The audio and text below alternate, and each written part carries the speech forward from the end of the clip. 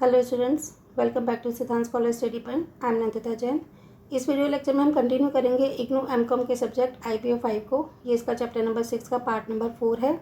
Chapter का नाम है हवाई परिवहन मीन्स एयर ट्रांसपोर्ट। और आज का क्वेश्चन हमारा बहुत इंपॉर्टेंट है। आज हम पढ़ने वाले हैं निजीकरण समस्याएँ और संभावनाएँ कि निजीकरण हवाई परिवहन में हो गया है, प्राइवेटाइजेशन हो गया है, तो उसकी क्या समस्याएँ हैं और उसमें क्या आगे संभावनाएँ हैं।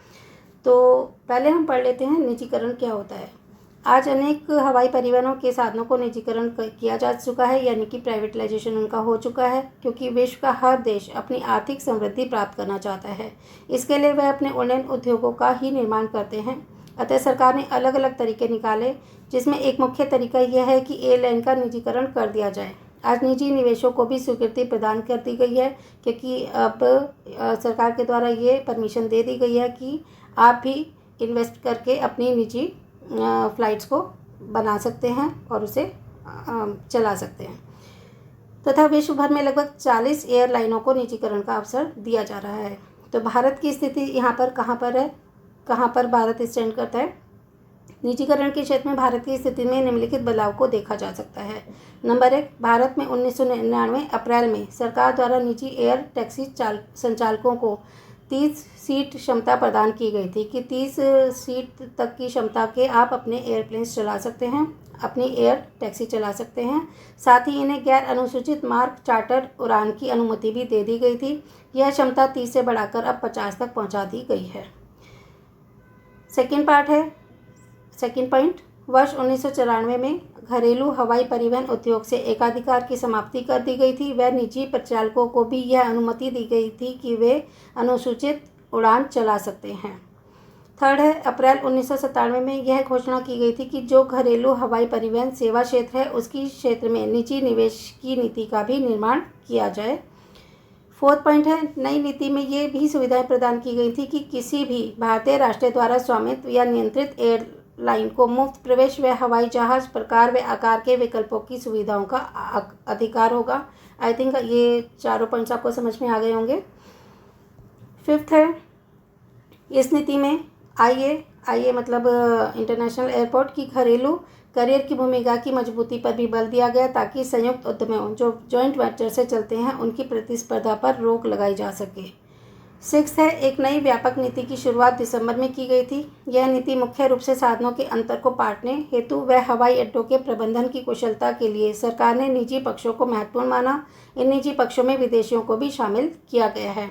तो एक नई नीति की शुरुआत की गई थी, जो कि थोड़ी सी बड़ी थी, व्यापक नीति थी। इसकी शुरुआत दिसंबर में की गई और इसमें मुख्य रूप से साधनों के अंतर को ख़त्म करने के लिए हवाई अड्डों के प्रबंधन यानी कि उनके मैनेजमेंट की कुशलता के लिए सरकार ने निजी पक्ष को महत्वपूर्ण माना कि निजी पक्षों को भी पूरा वो अधिकार दिया जाना चाहिए, जिससे कि वो अच्छी तरीके से प्रबंधन कर पाएँ। इन निजी पक्षों में विदेशियों को भी शामिल किया गया। तो जो निजी पक्ष थे उसमें विदेशियों मीन्स फॉरेनर्स को भी शामिल कर लिया गया।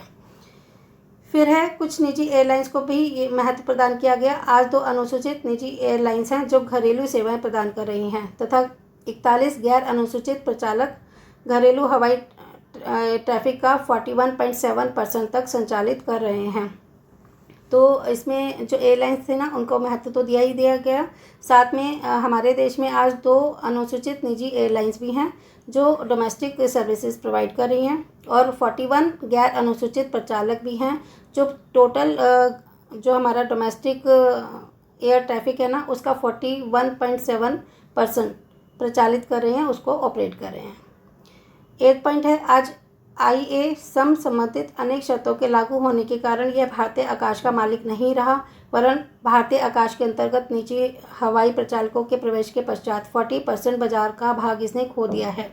पहले जो हमारा इंडियन एयरलाइंस था ना, IA, ये इसका एकाधिकार था, इसकी मोनोपोली थी, ठीक है, ये गवर्नमेंट का है हमारे जो ये IA है। लेकिन अब क्या है कि ये पूरे भारत के आकाश का मालिक नहीं रहा। इंडियन एयरलाइंस पूरे भारत के आकाश की मालिक नहीं रही हैं, क्योंकि अब इसके अंतर्गत प्राइवेट जो ऑपरेटर्स हैं, निजी हवाई प्रचालक हैं, उनका भी प्रवेश हो चुका है, और लगभग जितना भी टोटल पार्ट है ना मार्केट का, उसका 40% निजी हवाई प्रचालकों के पास पहुंच गया है। तो ये तो हमने पढ़ लिया है कि निजीकरण क्या हुआ है। अब हमारे पास इंटरनेशनल वे में और नेशनल वे में जो प्राइवेटलाइजेशन हो चुका है एयर ट्रांसपोर्ट में, लेकिन इसमें कुछ समस्याएं आ रही हैं और उसकी ठीक करने की और आगे बढ़ने की संभावना भी है। तो हम पहले समस्याएं पढ़ लेते हैं।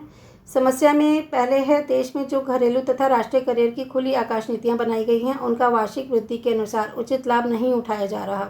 हम पूरी एफिशिएंसी से भी काम नहीं कर पा रहे हैं, जितनी की वृद्धि होनी चाहिए उतना लाभ हमें नहीं मिल पा रहा है।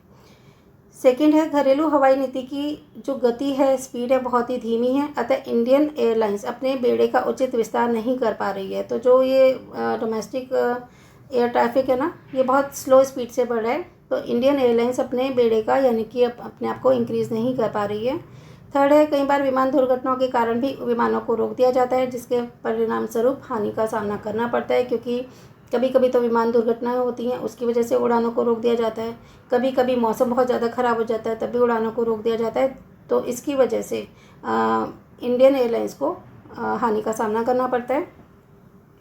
फोर्थ है, व्यय अनुपात के द्वारा यह पता चलता है कि आज प्रचालन आय का ज़्यादातर भाग ईंधन व्यय के रूप में जा रहा है। तो टोटल जो भी एक्सपेंस है ना, उसकी रेशो में सबसे ज़्यादा जो पार्ट है ना वो फ्यूल पर खर्च हो रहा है, क्योंकि इसे विमानों को उड़ाने का जो फ्यूल है वो बहुत कॉस्टली हो जाता है। इसके अंतर्गत साथ में आता है स्टाफ का वेतन, क्योंकि इतना बड़ा स्टाफ रखना पड़ता है, उसको सैलरी देनी पड़ती है, और according to the time depreciation भी लगती है प्लेन्स पर, तथा इसके जो मेंटेनेंस एक्सपेंसेस हैं वो भी बहुत ज़्यादा आते हैं। तो ये थी थोड़ी सी समस्याएं।